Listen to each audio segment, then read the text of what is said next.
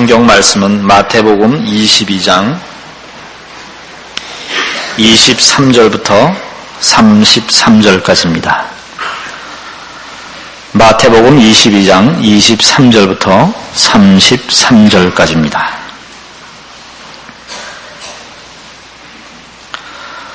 부활이 없다 하는 사두개인들이 그날에 예수께 와서 물어 가로되 선생님이여 모세가 일러주되 사람이 만일 자식이 없이 죽으면 그 동생이 그 아내에게 장가들어 형을 위하여 후사를 세울지니라 하였나이다. 우리 중에 7형제가 있었는데 마지 장가들었다가 죽어 후사가 없으므로 그의 아내를 그 동생에게 끼쳐두고 그 둘째와 셋째로 7째까지 그렇게 하다가 최후에 그 여자도 죽었나이다. 그런즉 저희가 다 그를 취하였으니 부활 때에 7 중에 네 아내가 되리이까. 예수께서 대답하여 가라사대 너희가 성경도 하나님의 능력도 알지 못하는 고로 오해하였도다. 부활 때에는 장가도 아니가고 시집도 아니가고 하늘에 있는 천사들과 같으니라. 죽은 자의 부활을 의논할진대 하나님이 너희에게 말씀하신 바 나는 아브라함의 하나님이요 이삭의 하나님이요 야곱의 하나님이로라 하신 것을 읽어보지 못하였느냐.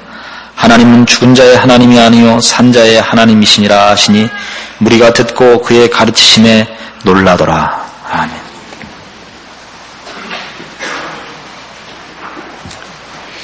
오늘 등장하는 사두개인들은 제사장 반열에 있는 그룹들이었습니다. 이들은 부활을 믿지 않고 우리 몸이 죽을 때 그 영혼도 함께 소멸된다고 믿는 유물론자들이었습니다. 이들이 지금 부활 문제를 끌고 나오는 것은 그래서 부활이 얼마나 논리상 모순이 되는가 하는 것을 이제 그 근거로 가지고 예수님께 올무로 이 질문을 제시했습니다. 예수님의 답은 참으로 우리의 눈을 뜨게 하는 것입니다. 29절에 있는 바와 같이 너희가 성경도 하나님의 능력도 알지 못하는 거로 오해하였도다. 부활 때는 장가도 아니가고 시집도 아니가고 하늘에 있는 천사들과 같으니라 이렇게 말씀하십니다. 성경도 하나님도 오해하였다 이겁니다. 내세는 지금 세상의 연장선상에 있지 않다. 그는 전혀 다른 세상이다. 그리고 하나님은 그렇게 하실 수 있는 분이다 이겁니다. 지금 사두개인들의 질문과 같이 우리 현실을 사는 대부분의 사람들, 믿는 사람들까지라도 그 내세를 생각할 때 지금의 우리의 경험들과 질서를 그 배경으로 상상을 하는 일이 적잖이 있습니다. 그래서 천국이 어떨 것인가 라는 데에서도 그렇고 기껏 부정적인 이미지밖에 못 갖고 있죠. 또는 기대를 할 때도 아주 소극적이고 아주 낮은 기대를 가지는 경우가 많습니다. 여기서 말하는 천국은 우리가 생각하는 것이 얼마나 부정적이고 소극적이냐 하는 것을 예수님이 단적으로 설명하는데요. 장가도 가지 않고 시집도 안 간다는 것은 그럼 거긴 어떤 데인가 하는 그 적극적인 의미로서보다 부정적인 의미로서 자꾸 하기가 쉬운데 예수님의 답변은 사랑이라든가 책임이라든가 하는 것이 지금 세상에서 가지는 바와 같이 제한되지 않는 것이다 이겁니다. 부부만큼 서로 사랑하는 관계가 세상엔 없고 가정만큼 서로 묶여져 있는 관계가 세상엔 없습니다. 우리는 가까운 사람이 있으면 그렇지 않은 사람과는 배타적입니다. 천국은 그렇지 않다 이겁니다. 죽음이 없기 때문에 아이 낳는 일도 없고 또 거긴 시기하거나 원수를 맺거나 서로 해하는 곳이 아니기 때문에 사랑의 관계가 어떤 몇몇 사람의 특별한 관계로 축소되거나 제한되는 것이 아니다라는 측면의 얘기입니다. 여기 등장하는 이 보통 수혼법이라고 하는 이 결혼법은 이스라엘에게 준 모세를 통하여 준 하나님의 그 율법 중에 한 규례입니다. 형제 중에 먼저 결혼한 자가 아이 없이 죽으면 꼭 먼저 결혼했을 필요는 사실 없네요. 어느 쪽이든 아이 없이 죽으면 형제 중에 남은 자가 아이를 낳게 해서 죽은 형제의 후사를 입게 해야 하는 그런 이스라엘의 규례였습니다. 이렇게 하려는 이유는 결혼에 관한 측면에서가 아니고 대가 끊기지 않게 하는, 기업이 끊기지 않게 하는 법이었고, 의미상 하나님의 백성들은 대가 끊기지 않는다, 그 기업이 영원하다 하는 것을 저들에게 가르치기 위한 규례였습니다. 그러나 지금 이 문제로 지금 사두개인들의 질문과 같이 우리는 부활에 대하여, 내세에 대하여, 아니 기독교 신앙 전반에 대하여 지금 우리가 경험하고 있는 이 세상의 부정적인 것들을 근거로 한 상상을 하고 있다는 사실을 지적받아야 됩니다. 하나님은 원래 세상을 완전하게 지으셨죠. 우리는 창세기에서 하나님께서 세상을 창조하실 때마다 보시기에 좋았더라라는 말씀을 계속해서 봅니다. 그러나 그 좋았던 세상이 왜 이 꼴이 됐느냐? 죄가 들어온 탓입니다. 그래서 잘 아시다시피 이혼이 허락된 것도 하나님이 갈라서는 걸 허락하는 것이 아니라 하나님의 지으심과 창조의 질서를 지켜낼 수 없게 된 인간들의 현실을 지적하고 있는 것이지, 원래 창조 질서에는 갈라서지 못하게 돼 있고, 창조 질서 속에는 우리가 하나님을 배반하거나 하나님을 떠나서 사는 그런 질서를 준비한 적이 없습니다. 그것은 다 죄가 만든 것입니다.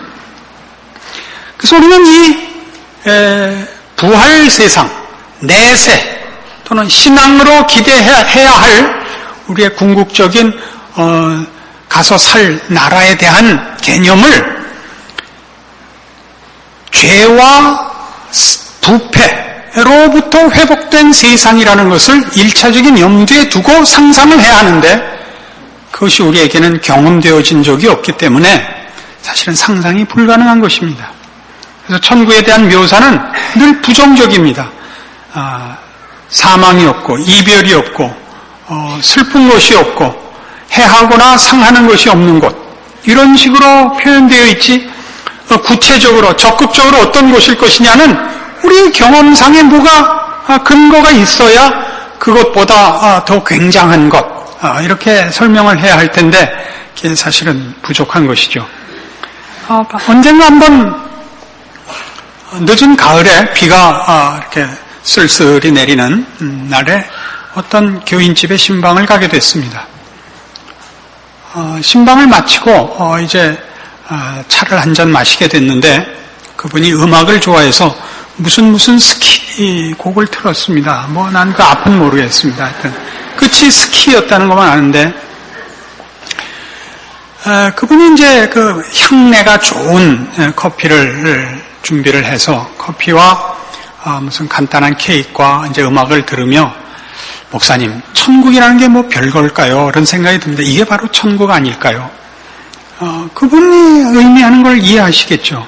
우리가 생각하는 무슨 행복한 자리, 천국, 이런 건 다 이런 우리가 살고 있는 현실에 대한 깊은 부정적인 경험 때문에 이런 상대적인 만족에 머물러 있는 것입니다.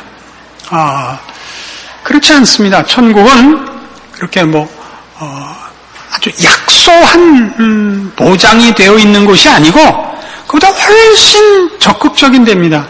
그걸 저도 안 가봤고 성경의 기록으로만 말씀드리는 건데, 오늘 주님의 말씀이 바로 그것을 지적하는 것입니다.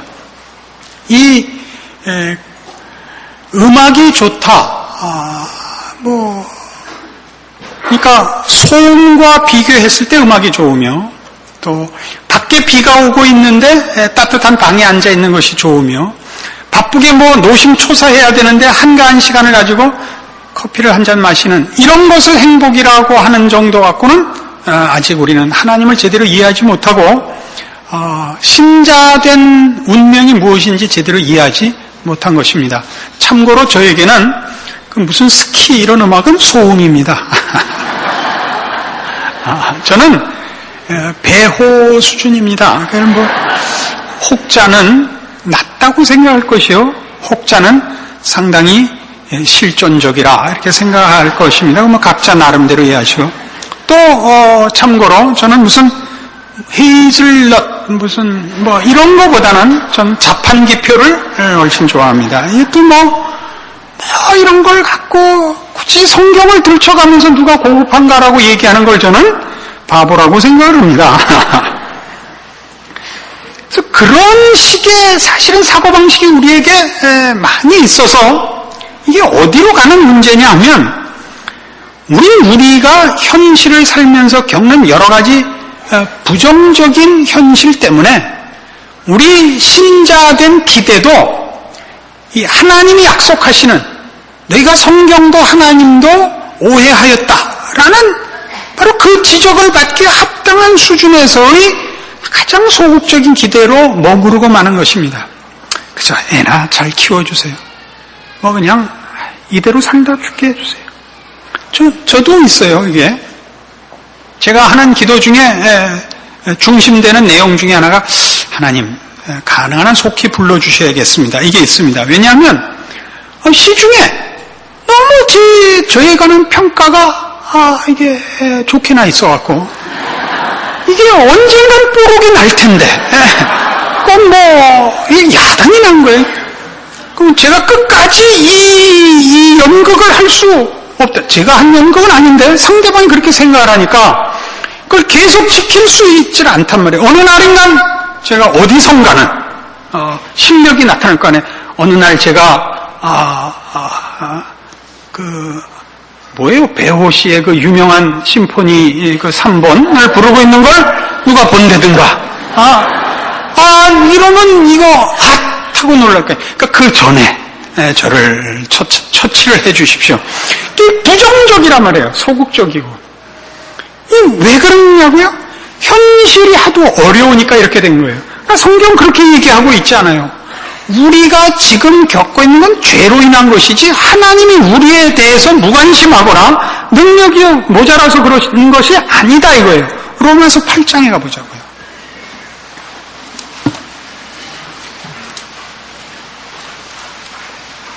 로마서 8장 18절.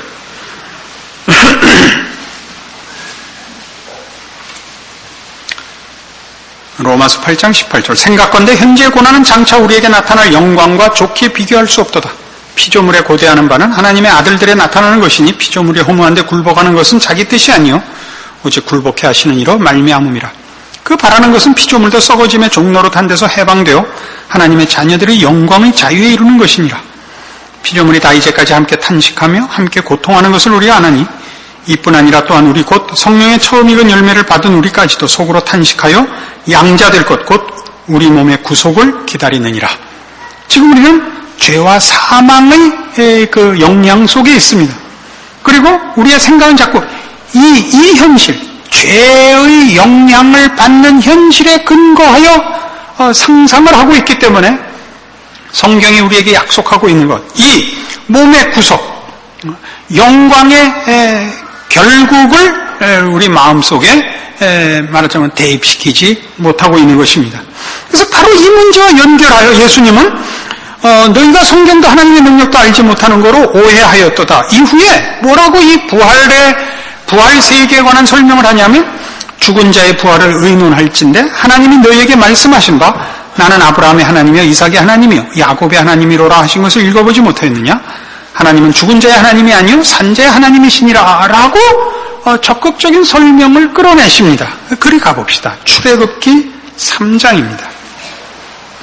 구약성경 85페이지 출애굽기 3장 13절 이하의 말씀입니다.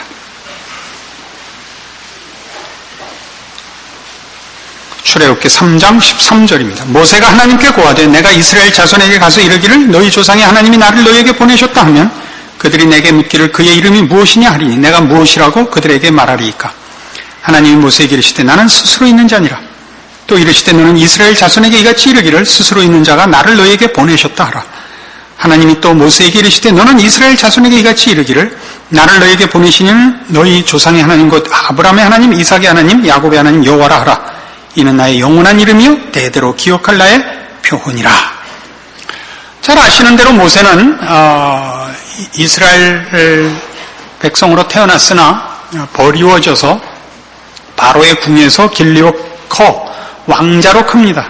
나중에 자기가 히브리 민족인 걸 알게 되어 자기 민족 편을 들다 쫓겨나서 미디안 광야에서 40년 동안 양을 치다가 80세 하나님의 부름을 받습니다. 이게 그 장면입니다. 하나님이 모세를 불러 애굽에서 노예 생활하는 그의 백성을 구원하라 보내십니다. 모세는 여기에 지금 항의를 하고 있는 것입니다. 그의 항의의 배경에는 이런 불만이 있기 때문입니다. 40년 전에 내가 혈기방장한 때 우리 백성을 위하여 열심을 낼 때는 왜 가만히 계시다가 이제 다 늙고 이 나이가 되어 이제 나를 부르십니까? 하나님 왜 일을 이런 식으로 하십니까? 하나님 당신은 도대체 어떤 분이십니까? 라는 의미에서 이름을 묻는 것입니다. 성경에서는 이름이 종종 그 존재의 성격과 속성을 나타내는 것으로 자주 등장을 합니다. 그러자 하나님이 나는 스스로 있는 자니라 이렇게 답합니다. 스스로 있다는 것은 아주 그 의미가 깊고 오묘한 것입니다. 하나님은 그 존재하심에 있어서 모순이나 무능하심이나 난관이나 어려움이 없으신 존재라는 뜻입니다. 어디에 도움을 받거나 영향을 받는 분이 아니시며 그가 존재하시는 모든 그 존재의 영역에서 당신의 하나님 되심을 늘 지키시는 분이다라는 뜻의 스스로 있는 자니랍니다. 그러면서 하시는 말씀이 나는 너희 조상의 하나님이니 곧 아브라함의 하나님, 이삭의 하나님, 야곱의 하나님이라 이겁니다. 여기서 말하는 이 표현은 우리말 표현으로는 그렇게 두드러지지 않는데요. 특히 서양식 표현에 의하면 이게 좀 두드러집니다. 우리나라 말은 성과 수와 격과 그다음에 시제가 조금 모호합니다. 표현이 그게 뭐 표현이 없는 것이 아니라 강조할 때 외에는 그게 이렇게 두드러지지 않는데 외국어들은 그런 게 강조가 되죠. 그래서 여기서 나는 지금 아브라함의 하나님이요, 지금 이삭의 하나님이요, 지금 야곱의 하나님이라. 이게 현재형입니다. 현재형이라는 게 무슨 의미가 있느냐? 지금 모세를 만났을 때는 아브라함과 이삭과 야곱은 죽어도 한참 전에 죽었을 때입니다. 400년 이상이 흐른 것입니다. 그러니까 나는 너희 조상 아브라함과 이삭과 야곱의 하나님이었었다가 아니라 지금도 그렇다 이겁니다. 그러니까 이 말 속에는 지금도 아브라함은 내 백성으로 살아있다입니다. 이걸 예수님이 인용하셨고 이 말씀 속에는 더 중요한 어떤 의미가 내포되어 있냐면 너희가 아는 바와 같이 아브라함과 이삭과 야곱이 이 세상을 살고 죽음으로 끝난 것이 아니다 이겁니다. 죽음으로 끝난 것이 아니다. 세상에서는 죽음으로 끝난 것으로 보이지만 아브라함과 이삭과 야곱의 하나님인 내가 하나님이여 내 백성으로 부른 자들은 이 세상이 생이 전부가 아니라 저 세상으로 연결되는 영원한 인생과 운명과 세상을 가지고 있느니라가 이겁니다. 세상적인 시각으로 볼 땐 죽음이 실패요, 종막이요, 소멸이지만 하나님의 자녀들은 사망으로 끝나지 않고 부활로 이어지는 이 세상이 전부가 아닌 것뿐만 아니라 이 세상을 산 것만이 아니라 저 세상이 있을 뿐만 아니라 저 세상으로 간다는 것이 의미하는 것은 이 세상을 살아간 결국이 사망으로 끝나지 않고 부활 생명으로 연결되는 바와 같이 내 백성들을 향한 나의 인도함과 보호함은 승리와 영광으로 그 운명을 결정짓는 데까지 간섭되는 법이니라 라는 의미의 나는 너희 조상의 하나님이니 아브라함의 하나님, 이삭의 하나님, 야곱의 하나님이니라 하는 것입니다. 그러므로 나는 스스로 있는 자요 하나님 노릇을 잊거나 중단하거나 포기할 수 없고 방해받을 수 없는 하나님인 고로 내 백성들은 그 결국이 사망으로 끝나지 않고 실패로 끝나지 않는 법이며, 그러므로 하나님을 모르는 나라에서 노예 생활하는 내 백성을 내가 가만둘 리가 없지 않느냐. 그러므로 내가 너를 불렀느니라. 이 모든 것의 답입니다. 왜 하나님이 이런 식으로 일을 하십니까? 야, 내가 그러면 내 일을 안 하겠느냐? 내가 내 백성을 잊겠느냐? 네가 40살에 불렸느냐 80살에 불렸느냐가 문제가 아니라 어차피 이건 내 일 아니냐, 내가 하나님 아니냐, 내가 스스로 있는 자 아니냐. 아브라함과 이삭과 야곱을 보려무나 옛날 인생 말고 지금 천상에 있는 아브라함과 이삭과 야곱을 보라무나. 이게 보려무나. 알아들으세요? 이게 답이에요. 그래서 우리 모두에게 주는 교훈이 이겁니다. 맞습니다. 우린 지금 우리 인생에 있어서 제일 크게 신앙적인 기대를 어느 만큼까지 낮추고 있느냐 하면, 아까도 누차 비유를 든 바와 같이 그저 요만큼만 어떻게 지키다 죽게 해주십시오. 요거나 그저 애나 그저 서울 상대만 안 가게 해주십시오. 서울에서 상당히 먼데 그저 이거 아니라는 거죠. 왜 그런 생각을 해요? 지금 경험이 너무 처절하니까, 지금 현실이 너무 부정적이니까. 그러니까 우리가 이런 처절함과 부정적인 현실을 갖는 건 죄로 인한 것이지 하나님의 능력의 부족이 아니라니까요. 하나님이 우리에게 하시는 것은 우리를 죄와 사망에서 꺼냈을 뿐만 아니라 그렇게 꺼내서 결국 앉히실 영광의 자리로 우리를 인도하실 것이요 결과시키실 것입니다. 너희가 성경도 하나님의 능력도 오해하였도다. 우리가 오해하고 살고 있는 거죠. 고린도전서 15장 가보실까요?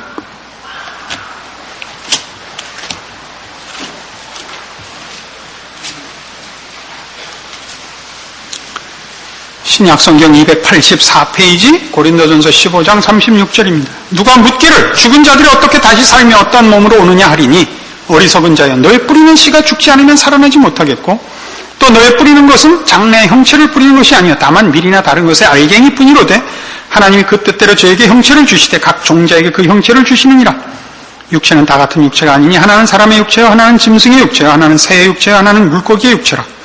하늘에 속한 형체도 있고 땅에 속한 형체도 있으나 하늘에 속한 자의 영광이 따로 있고 땅에 속한 자의 영광이 따로 있으니 해의 영광도 다르며 달의 영광도 다르며 별의 영광도 다른데 별과 별의 영광이 다르도다. 죽은 자의 부활도 이와 같으니 썩을 것으로 심고 썩지 아니할 것으로 다시 살며 욕된 것으로 심고 영광스러운 것으로 다시 살며 약한 것으로 심고 강한 것으로 다시 살며 육의 몸으로 심고 신령한 몸으로 다시 사나니 육의 몸이 있은즉 또 신령한 몸이 있느니라. 자, 이 중요한 얘기가 나오죠.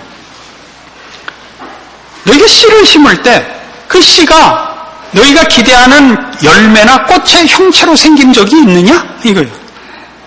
안 그렇죠? 그럼 대표적인 꽃을 볼까요? 나팔꽃과 나팔꽃 씨를 보세요. 코스모스와 코스모스 씨를 보시고 채송화 씨를 보세요.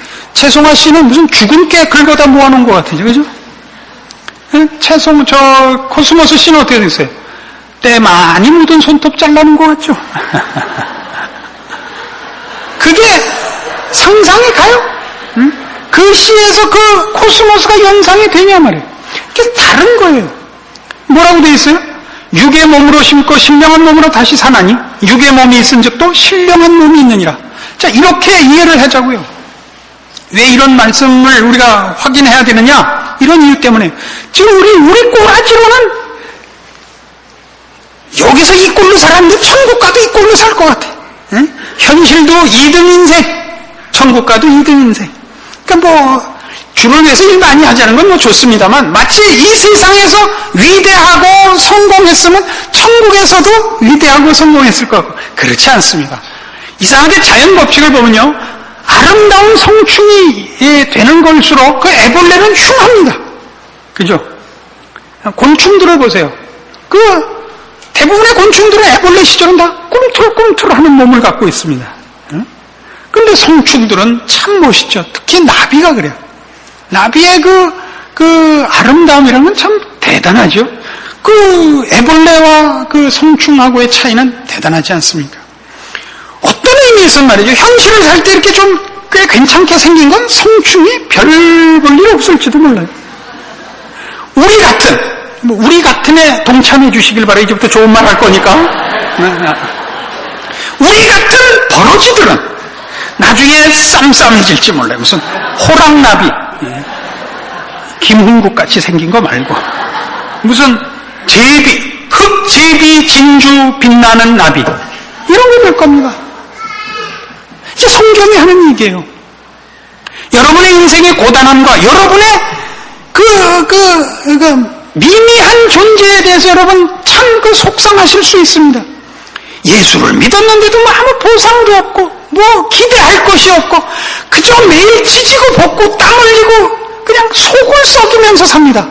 정말 버러지 같습니다. 아니요. 어느 날 우리는 잠에서 깬 듯이 하나님께서 우리에게 주신 신령한 몸을 입고 놀랄 것입니다. 아니 이게 나가 맞아? 이번에 사투리를 많이 배워왔어요. 여름 수련회 가서. 부부간에 I love you라는 말을 미국 사람들이 많이 쓰죠. 이 부부간에 쓰는 I love you를 경상도 사투리로 뭐라 그러는지 아세요? 나는 죽어도 그 말은 못한다.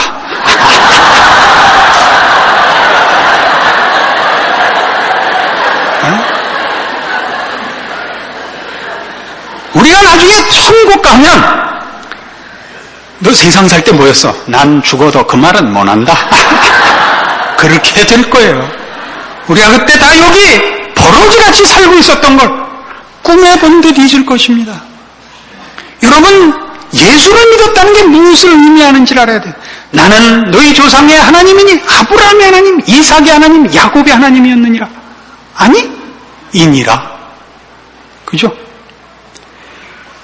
아브라함이 어떻게 살았고 이삭이 어떻게 살았느냐는 그거는 하찮은 거라니까요. 그 인생이 결국 지금 아브라함과 이삭과 야곱을 하나님 나라의 가장 귀하고 영광된 자리에 앉혀놓았는데 그것은 저들된 어떤 의지나 자격이나 조건으로 말미암은 것이 아니라 하나님의 하나님 되심, 우리를 불러 복 주시기를 기뻐하시며 그의 자녀로 우리를 만드신 우리 하나님 아버지의 은혜와 자비와 사랑과 능력에 근거해서 그렇다 말입니다. 언제나 한 사람밖에 없어요. 여러분은 버러지가 아니다 이거죠. 그러면 여러분은 변하지 않을지도 몰라요. 지금 꼴로 천국에 가면 그건 창피한 겁니다. 이게 오늘 예수님께서 우리에게 주신 말씀입니다. 우리는 그래서 지금 있는 것들을 지금 우리가 가지고 있거나 되어 있거나 경험하고 있는 것의 연장선상에 가지 않습니다. 구원에서도 그렇고 이 구원의 결국에 있어서도 그렇습니다. 기독교 신앙의 가장 놀라운 것은 우리가 가진 것으로가 아니라 천상으로부터의 구원의 손길이요, 복 주시는 손길이요, 지키시는 능력이요, 인도하시는 능력들입니다. 이것이 우리 신앙의 근거들입니다. 하나님의 하나님 되심이 우리 모든 기대하는 것의 그 근거이지 우리의 소원이나 우리의 노력이나 우리의 무슨 상상이 아닙니다. 여러분이 하나님의 자녀라는 이름으로 존재하는 것이 어떤 운명을 가르치시는 것인가? 오늘 말씀을 근거하여 붙잡으셔서 이 세상을 사는 동안 여러분이 어떤 미미한 존재와 어떤 가장 속상하는 상황 속에 있다 할지라도 여러분의 결국을, 여러분의 영원한 삶을, 그 영광을 아무것도 방해하지 못하며 덜어내지 못한다는 것을 기억하셔서 믿음을 가지고 산다는 말이 가지는 신자된 기쁨과 자랑을 누리시는 여러분의 현실이 되기를 바랍니다. 기도하십시다. 하나님 아버지 은혜를 감사합니다. 하나님이 우리의 아버지십니다. 아브라함을 인도하셨고 아브라함을 천상에 앉히신 하나님이 우리의 아버지십니다. 그 아들을 아끼지 아니하시고 우리를 위하여 주셨으므로 아들과 함께 그 모든 것을 우리에게 주시지 않겠느냐 확언하신 우리의 하나님이십니다. 그러므로 지금 내 모습과 내 현실의 형편이 어떠하든지 간에 하나님께서 우리를 그 능력과 지혜와 열심과 사랑으로 복되게 하시리라 약속한 이 말씀을 근거하여 신자된 자랑과 소망과 책임과 하루하루의 삶을 주 안에서 승리하기로 작정하고 실천하고 이겨내는 신앙의 싸움이 이제부터 시작되는 우리의 삶이 되고 그 결국을 주 앞에서 고백하는 우리의 운명이 되게 하여 주시옵소서. 예수님 이름으로 기도합니다. 아멘.